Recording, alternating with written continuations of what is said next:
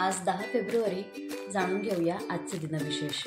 आजच्याच दिवशी 1929 मध्ये भारतातील विमान वाहतुकीचे जनक JRD टाटा हे पहिले अधिकृत भारतीय वैमानिक बनले.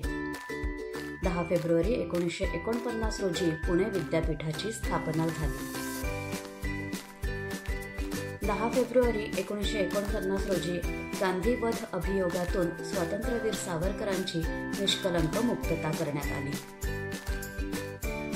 IBM कंपनीने बनवलेल्या डीप ब्ल्यू या महासंगणकाने 10 फेब्रुवारी 1996 रोजी बुद्धिबळात गॅरी कास्पारोव्ह याचा पराभव केला. आधुनिक मुंबईचे शिल्पकार जगन्नाथ शंकरशेठ मुरकुटे उर्फ नाना शंकरशेठ यांचा 10 फेब्रुवारी 1803 रोजी जन्म झाला. ज्येष्ठ लेखिका आणि तत्ववेत्या दुर्गाबाई भागवत यांचा 10 फेब्रुवारी 1910 रोजी जन्म झाला. विद्वान, टीकाकार आणि लेखक नरहर कुरुंदकर यांचे 10 फेब्रुवारी 1982 रोजी निधन झाले. जयपूर अत्रौली घराण्याच्या शास्त्रीय गायिका, गानतपस्विनी, पद्मभूषण मोगूबाई कुर्डीकर यांचे 10 फेब्रुवारी 2001 रोजी निधन झाले.